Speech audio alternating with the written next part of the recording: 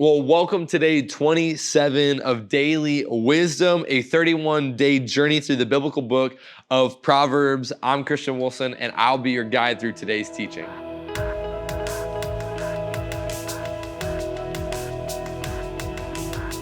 Well, hey, Journey. Like I said, my name is Christian Wilson. I serve as the family pastor here at Journey Christian Church, and I love getting to lead these types of environments with you where we dive into Scripture together. We get a clear picture of God's Word and how this wisdom will apply to our lives. I think it's going to be great. I hope that you enjoy it. But with that being said, I want you to go ahead and get your Bible, some coffee, a notepad, pen, paper, whatever you're going to need in order to make this a more memorable environment, an environment where you can learn and dive in. That's what I want for you, because I think that as we do, and as I've heard so far, this has been incredibly helpful for other people as they have been learning more through the book of Proverbs. And so it's going to be great. So just to be clear and add some clarity, we are going to be studying chapter 27, whose author is King Solomon. And I love the book of Proverbs because it offers practical wisdom. I think you see that in every subsequent verse, is that there is something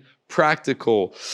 I don't know about you, but the worst thing ever is to get impractical advice, right? It's getting things like be humble.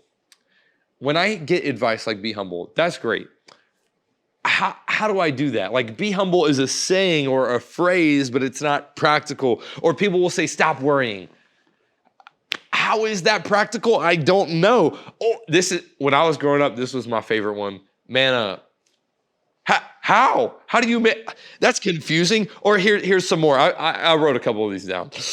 Do what you love and money will follow. I love being at the beach. I mean, maybe that works. I love being at the beach, but maybe I was supposed to build it. I don't know.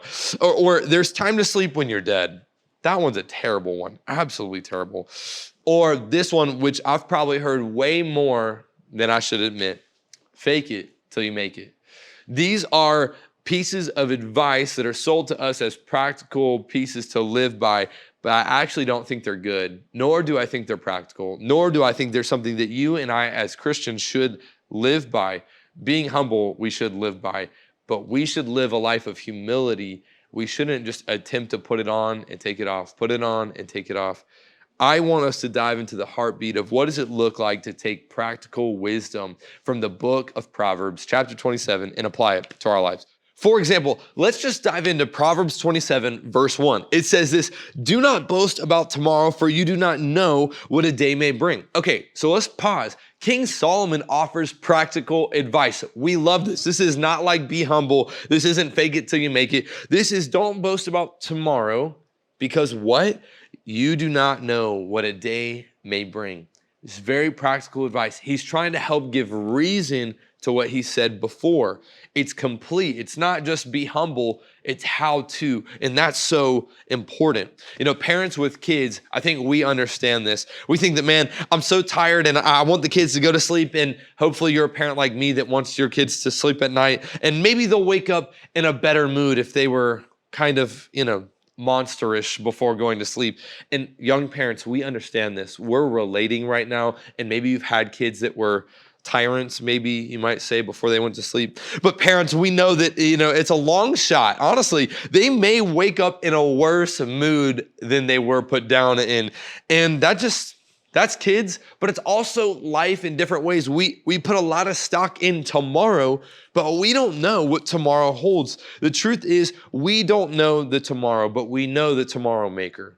And that's where we find hope. That's where we should find hope. That's why it's worth it to make the kids lunch in the morning, okay? You can't just discount all of tomorrow and just say, oh, it's only lived once and only focus on today. Yes, it's focus on today. You can plan and prepare for tomorrow, but don't boast in it. Don't put stock in it, because you don't know what tomorrow brings.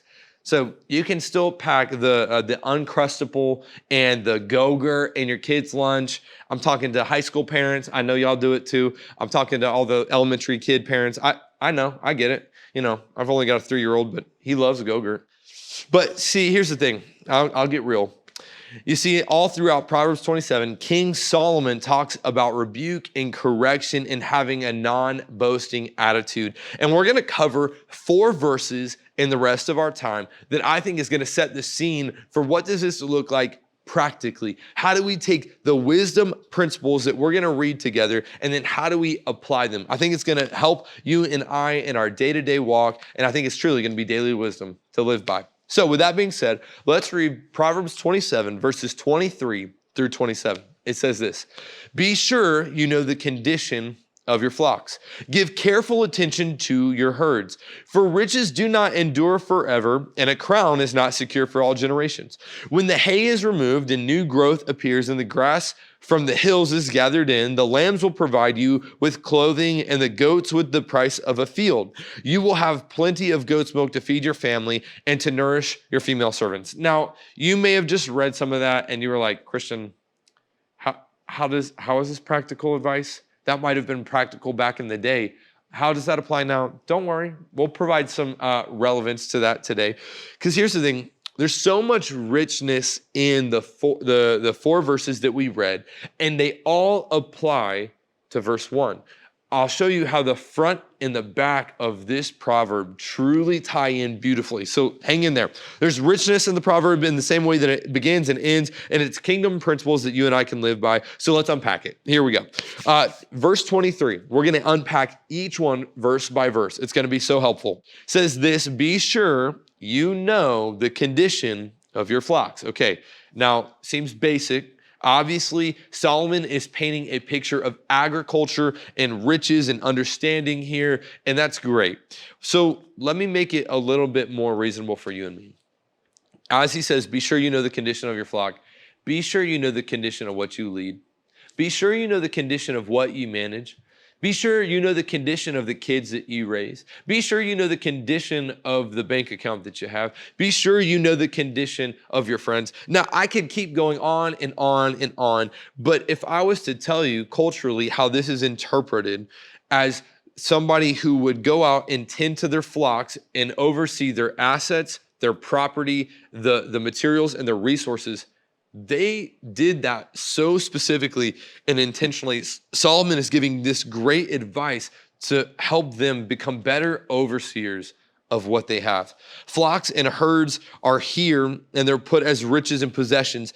But anciently, again, that was a chief part of a man's assets and the things that he cared for. This was like stock, investments. This is like Bitcoin on a whole other level, if you will. But give careful attention to what you own. Like he says, give careful attention to your herds. You and I should understand the stewardship principle that we're being presented in this part of wisdom. We should not act as renters do. You and I, who have been stewarded things by God, should not act as a renter does. And let me just be honest. When I say this, I don't mean this in a bad way towards renters. I currently rent, right? And I know that sometimes when I scrape things off into the garbage disposal in our sink, if it makes a loud or clunky sound, I'm like, well, I don't own it, so I rent. And if it turns on and something goes bad, I just call the rental company and I ask them to come and fix it. And guess what? That's because I don't own it. If I owned it, I would make sure that all of the food is scraped off into the garbage, all that kind of stuff. I would be a steward of that. But you and I should become owners in what we do have, understanding the condition of our flock. So I was vulnerable with you and how I do stuff, but also that's a challenge. How do you understand the condition of what you own? In order to know the condition of your flock, as every good farmer does, you got to do something very specific, very intentional, and it requires a lot of work. You got to check on something every 7 days a week. A farmer is not going out to the flock once a week. He's not going out there twice a week or 3 times or 4 times. He's going out there every day to check the condition of his flock. So are you checking the condition of the things that you have been stewarded? That's a daily wisdom principle that you and I need to take to heart, and we need to allow that to change how we walk if we want to live a better life in the new year. Now, here's the thing. Again, it ties into the first verse beautifully. Do not boast in tomorrow, Instead, tend to today. If you're taking notes, you could write that down. Do not boast in tomorrow. Instead, tend to today. Because here's the thing, tending to today will bless your tomorrow. That's the thing that we're so interested in is tomorrow. Let's shift our thinking. Let's tend to today and let's get a blessing for tomorrow. And here's the thing, that's the truth in raising kids too, right? You got to tend to your kids today. You got to cultivate good attitudes and then watch as that blesses tomorrow. It's not tomorrow I'll do better with my kids. Today I'll do better with my kids. And let me just tell you, if you've ever been discouraged as a parent or felt like you failed today as a parent, the good thing is it wasn't 1 minute that affected the whole day. It's 1 minute that can change the whole day. I think so many times I allow 1 minute to affect the whole day negatively. Yet if I took 1 minute with my son or my daughter, that 1 minute intentionally, where I took the condition and understood the intentionality of that moment, it could bless my whole day. It's not tomorrow that I'll fill up the tank of my wife's car. It's today I will do that. Because if I know the condition of my wife's heart and the things that matter to her, it's having a full tank. And here's the thing, I say that jokingly, but it's so true. I should check on the condition of the things around me and wonder if I'm blessing them and taking care of them like I should. It's great for us to think, and as Christians, that's what we should be mindful of, as we should not boast in tomorrow, so let's do today. It's not someday I'll invest or retire or pray or think of others. It is today. Let me just speak to you directly. You can hear this part of Daily Wisdom. You can hear these verses. You can hear kind of my thought. But if we don't understand the moment and the power and the intentionality of today and understanding the condition of today, then we will miss the blessing in tomorrow.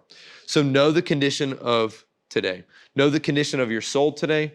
Know the condition of your spouse today. And know the condition of your kids today. That's kind of my encouragement. But let's keep going. Verse 24, it says, "For riches do not endure forever, and a crown is not secure for all generations." Well, here's a thing that we've already said before, but I want to reiterate. Riches don't last. You and I both know it, but it's a hard thing to convince ourselves. Tomorrow is untold, but this doesn't mean that God doesn't hold it. He is the tomorrow bringer. It simply means that tomorrow is unknown to you and to me. And even if you're like you and me and you've packed a day-to-day schedule for your kids, yourself, your grandma, you've packed a schedule for everybody, and you think that you can plan out the rest of the month. You and I can plan events, but the planet maker decides whether they happen or not. And that's just the trust that we get to have in knowing him. We're probably familiar with the verse that Proverbs 16:9 was taught on. It says, "In their hearts, humans plan their course, but the Lord establishes their steps." You've probably heard that a good bit. And if you haven't, then hopefully that's a blessing to you. Charles Spurgeon puts it like this: "We need not boast of tomorrow, for it is one of the frailest things in all creation, and therefore the least to be boasted of. Boast of the bubbles on the breakers, boast of the foam upon the sea, boast of the clouds that skim the sky, boast of what thou wilt, O a man, but boast not of tomorrow, for it is too unsubstantial." How beautiful to take condition and to take care of today. For riches fade and do not endure forever. You can't take them to heaven. I've never seen a funeral hearse with a whole bunch of bank cars behind them. And here's the thing, what I have seen behind them are families that care because that person was intentional to take the condition of those people to heart. So with that being said, I want to move into the last couple of verses. We're going to combine them, and I'm going to expand on how this means, because this whole back part deals with grass and hills and agriculture. And if you read this as normal scripture and as just something that doesn't apply to you, you will miss the beauty and wisdom today. So let's check it out. It says, verse 25 through 27, it says, "When the hay is removed and new growth appears and the grass from the hills is gathered in, the lambs will provide you with clothing, and the goats with the price of a field. You will have plenty of goat's milk to feed your family and to nourish your female servants." Now, so far, everything that we read preceding this was almost an individual kind of saying. It was a proverb of its own, if you will, and it was very unconnected to the others, because riches do not endure forever, and a crown is not secure for all generations. These were complete thoughts when we look at the next couple of verses, they're commas. They're a thought without end that are stated separately, but they are meant to be almost together because they deal with an agricultural picture that King Solomon is trying to paint for you and me about our today and not our tomorrow. It may seem like these are based off of a future kind of thing, but they're not. For example, when we read, when the hay is removed and new growth appears and the grass from the hills is gathered in, you may tend to think of that and hear new growth, well, future growth. But think of it more like this. When the hay is removed and new growth appears and the grass from the hills is gathered in, that means that diligence for today will reap development tomorrow. That diligence today is going to reap development tomorrow. That daily work to produce tomorrow's fruit is essential. Think of that. It's not about future work. It's the daily work to produce tomorrow's future. And that starts with you understanding the condition of your herd. And so again, this proverb is so helpful for you and I understanding the practice that you and I should make to make perfect. Now, verse 26, let's uncover a little bit of that because again, these are attached. So when the hay is removed and new growth appears and the grass from the hills is gathered in, that's about diligence. Then we read, the lambs will provide you with clothing and the goats with the price of a field. Again, all of this is a very agricultural picture. But if we take care of what God has given us now, it may provide for us in the future. The lambs will provide clothing and so forth. So think of this. It's a daily act to shear the lamb and then to turn the wool into something they could wear for the future. But it was diligence. It's this picture over and over, not to think about tomorrow, for we don't know what tomorrow would bring. Instead, focus in today for the things you can manage, the things you can know, the things that God has already stewarded for you today to understand. Let me finish with this. You will have plenty of goat's milk to feed your family and to nourish your female servants. Now, I'm going to focus primarily on this part of goat's milk to feed your family. There's a couple identifying features here. Goat's milk was actually a richer source of protein back in this day. Go figure. I don't think you and I are drinking goat's milk. We're probably preferring the cow's milk, the 2% milk at the store. Maybe if you're a funny kind of person, drink the whole milk. There's that. But here's the thing. What Solomon's trying to say is that you will have an abundance if you take care of your diligence today. You will have plenty if you just take care of what you have today. And here's the thing, the application steps that we've been encouraging you to follow, the same ones I'm going to encourage you today with. But what I don't want us to miss is that by you and I focusing on one piece of daily wisdom to not boast in today, for we don't know what tomorrow will bring, what we are able to do is to hone our spiritual disciplines. We're able to hone our diligence to our work. And we're able to check the conditions of the things that matter most to us. Now, I said this in passing, and I said it pretty quickly. I felt like I had a lot of content to get to. But what I want to make sure that you leave this time knowing is that there's wisdom in checking on the things that you're stewarded. There's wisdom in understanding the condition of your flock. And your flock is different than somebody else's flock.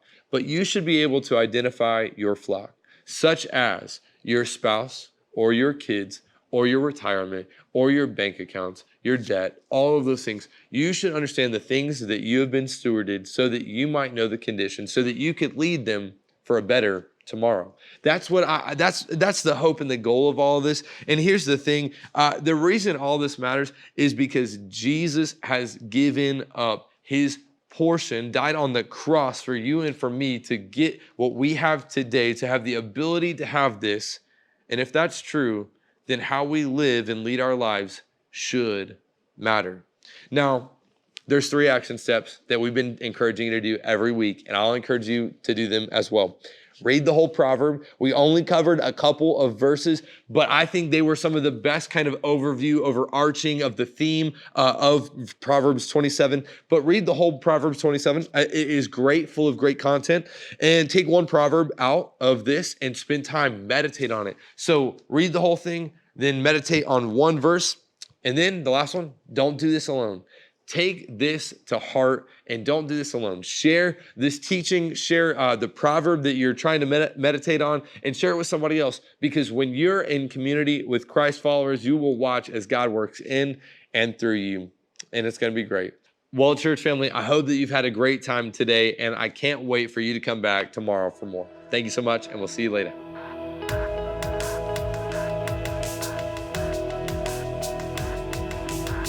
Thank you for joining us for Daily Wisdom.